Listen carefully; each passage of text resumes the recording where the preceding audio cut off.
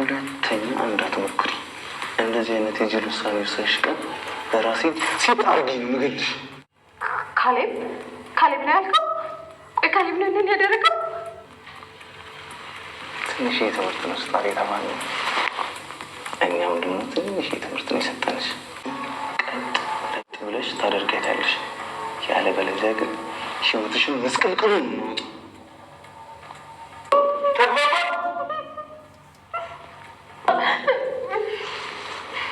ረፍ እንጂ።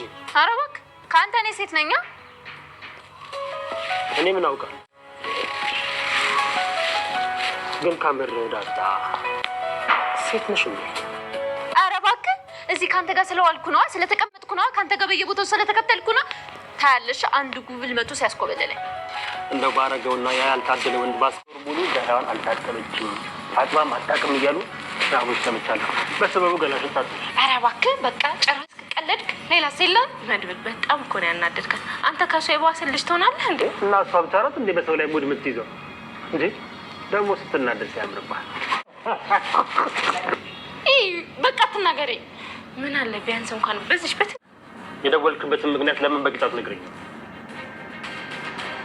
እኮ ቅልሹ አንተን ጀምርከው።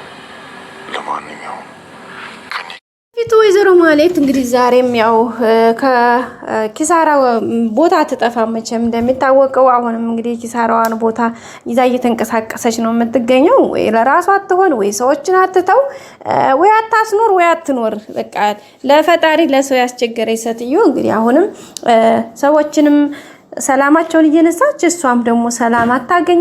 አንዳንድ ሰዎች ማለት ነው ጋይስ በቃ ወይ ለእናንተ ሰላም አይሰጧችሁ ወይ ደግሞ ለራሳቸው ሰላም ሆነው አይኖሩ። በቃ ለፈጣሪ ለሰው ለእግዚአብሔር ያስቸገሩ ሰዎች አሉና እንደ ማህሌት ያሉ ሰው ሲኖር ደስ አይላቸውም። የሰውን ሰላም እየሄዱ በጠብጣሉ።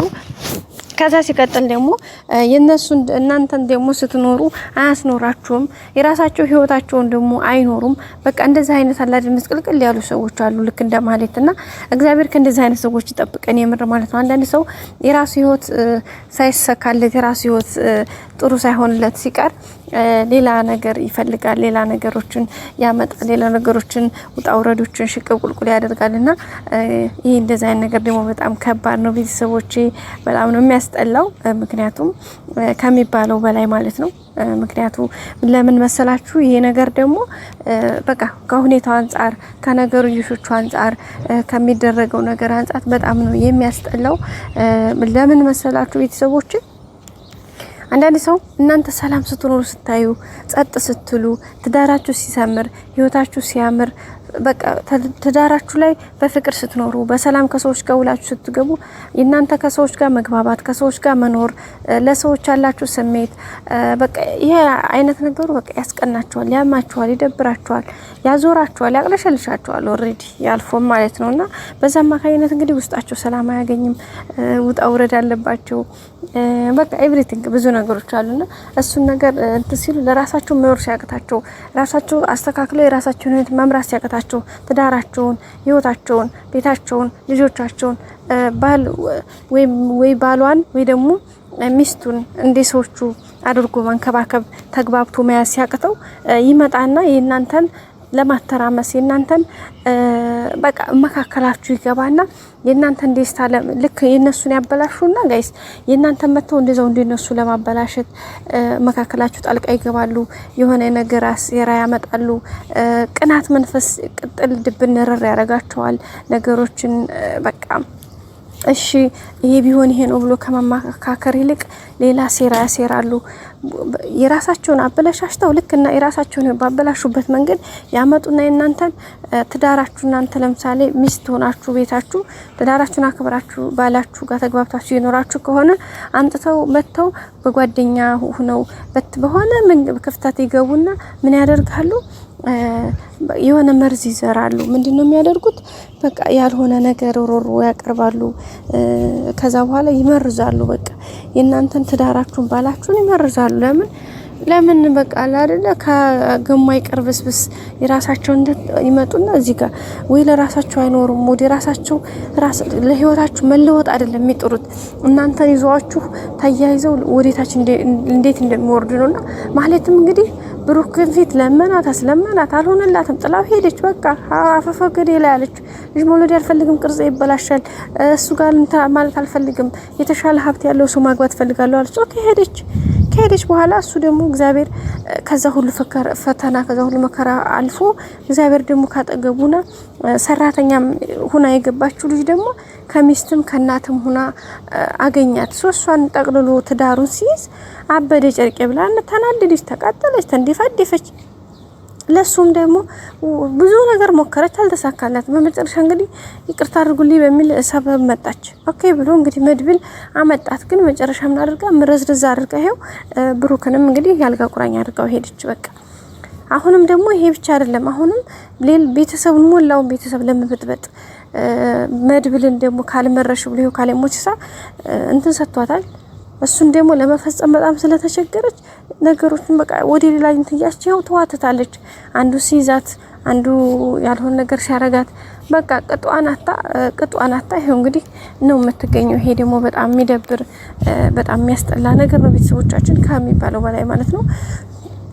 ግን ምንም ያክል ቢያስጠላ ያው ምንም ማድረጋችንም ያው የሆነ ሰዓት እርምጃ ወስዳችሁ የሆነ ነገር አንዳንድ ሰው በቃ የሆነ ነገር እርምጃ ብትወስዱበትም እናንተ መኖር አትችሉም። ምክንያቱም በህግ በተለያየ አጋጣሚ ተጠያቂ ናችሁ። ገባችሁ አይደል? ግን ደግሞ ትተው ታይቷችሁ በቃ እየተከተለ እንዴንትን በቃ ያልሆነ ነገር ይዞባችሁ መጣልና በጣም ነው የሚያስጠላው። እንደዚህ አይነት ነገር ከእንደዚህ አይነት እግዚአብሔር ሰውራችሁ። ሌላው እንግዲህ መድብል ነገሮችን በደንብ በጥንቃቄ እየመራ ነው የሚገኘው ያው ታሬ ጋር በመሆን ማለት ነው። ታረቀኝ ነው አሁን በጣም ትልቁን ሚና እየተጫወተለት ያለው። ምክንያቱም መድብል ብቻውን እዚህ ጋር ምንም ቫልዩ የለውም። ግን ታሬ አሁን ላይ ስለገባው ያለውን ነገር እያስተካከለ ያው የሚፈልጋትንም ገንዘብ እንደ በፊቱ ይሄን ያክል ሳይል በሚገባው ልክ ለስራ ማስከጃ አንዳንድ ለሚያስፈልጉት ነገሮች እንጂ እንደ ድሮ ይሄን ያክል ብር ካላመጣህ ይሄን አልሰጥህም የሚባል ነገር የለም። የሆነው መረጃ ሁሉ እያመጣ ነው። መድብል እንግዲህ ማህሌት ተናግተሃል ተብሎ ክስ መጥቶበት ጥቆማ መጥቶ እንግዲህ ፖሊስ መጥቶ ሁሉ ሲመረምረው ነበረ። እንግዲህ ያለውን ነገር ያው ምንም እንደማያውቅ መልስ ሰጥቶ እነሱም ተመልሰዋል። ያው ማህሌትም ዛሬ እንግዲህ ተፈታለች ማለት ነው። ያው የተወሰነ ቅጣት እንድትቀጣ ነው የተፈለገው። በዛ አማካኝነት እንግዲህ ዛሬ ወጣለች ማለት ነው ቤተሰቦቻችን። ሌላው እንግዲህ አለምዬ ወይም ደግሞ የቅድስቴ እህት እያደረገች ያለችው ነገር አሁን ላይ ከመድብል ፍቅር ይዟታል። በተለይ ባለፈው ድምጹን ስትሰማው ሲዘፋፍን ሲያንጎራጉር ስትሰማ በጣም ነው የተገረመችው። ሲቀጥል እስካሁን እንግዲህ ከክላሷ በጣም ለብቻዋ ነው ምግብም እዛው ነው ሄድላት። መድብልም ለምን አትመጣም እያለ ነበረ። እሷ ደግሞ ይሄን ነገር ትፈልገዋለች። ከዛ ኤደንም እንደሚታወቀው እንግዲህ መድብልን በጣም ነው የምትወደው። ኤደንና አለምዬ ደግሞ እንግዲህ ዛሬ ሲገጫጩ ነበር ኩሽና ገብተውና ያው አለመግባባት ነገር ማለት ነው ምናባሽ ነገር ያ ማለት እንግዲህ ነገሮች ትንሽ ከረር ማለቱም አይቀርም ሁለታቸው ሲጣሉ እና እዚህ ጋር ደግሞ መድብልን ታውቃላችሁ በጣም ነው የምትፈልገው። ዳጣ እንግዲህ እየነገረችው ነበር። ኧረ ተይ አንቺ ዝም በይ ያላት። አይ እኔ የሴትን ባህሪ አላውቅም እንዴ ይብላኝ ለኤደን እያለች ነበረ። በቀጣይ አዲስ ቪዲዮ እንገናኝ። ሰላም ቆዩ።